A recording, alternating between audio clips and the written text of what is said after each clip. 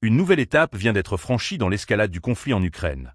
L'autorisation donnée à Kiev d'utiliser des missiles ATACMS pour frapper des cibles en territoire russe bouleverse l'équilibre fragile de cette guerre. Ces armes, d'une portée impressionnante, menacent directement les infrastructures stratégiques et les grandes villes russes, plaçant Moscou devant un choix aux conséquences incalculables. Ce tournant risque de transformer le conflit en un affrontement ouvert entre la Russie et l'OTAN. Partagez cette vidéo et abonnez-vous pour comprendre les enjeux cruciaux de cette crise internationale.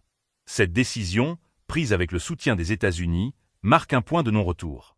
Pour Vladimir Poutine, les actions de Washington, soutenues par la Grande-Bretagne et la France, ne laissent plus de place à la diplomatie. Une intervention active des pays de l'OTAN, a-t-il récemment dénoncé, signalant que ces armes ne sont pas seulement destinées à l'Ukraine, mais visent directement à neutraliser les capacités stratégiques de la Russie. Sur le plan militaire, l'introduction des ATACMS force la Russie à redéployer ses infrastructures vitales loin des zones à risque. Ces missiles pourraient viser des sites sensibles, notamment des entreprises du complexe militaro-industriel ou même des installations nucléaires dans des régions comme Koursk. De telles frappes augmenteraient drastiquement la vulnérabilité des forces russes et ralentiraient leur capacité de réaction. Pour les observateurs, ce scénario soulève des questions sur les véritables intentions de la Maison-Blanche. Certains experts suggèrent que cette escalade pourrait être utilisée comme un levier politique interne aux États-Unis.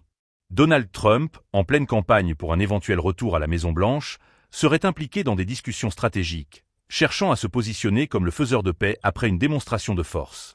Pendant ce temps, les spéculations sur le rôle de Volodymyr Zelensky prennent de l'ampleur. Des rumeurs circulent sur une éventuelle fuite en Pologne du président ukrainien, ce qui alimente les théories selon lesquelles Kiev serait prêt à se retirer si la situation dégénère au-delà du support occidental. Des publications issues de sources d'informations alternatives, notamment la chaîne Telegram Win-Win, affirment que la stratégie américaine repose sur un calcul froid. Maintenir une pression constante sur Moscou, quitte à sacrifier les intérêts immédiats de l'Ukraine. Ces mêmes sources évoquent des appels explicites à bombarder le bunker, où les décisions clés sont prises, en réponse à ce qu'elles considèrent comme une provocation occidentale délibérée. L'idée d'une frappe ciblée, évoquée avec insistance, illustre le climat de tension extrême qui règne entre les grandes puissances.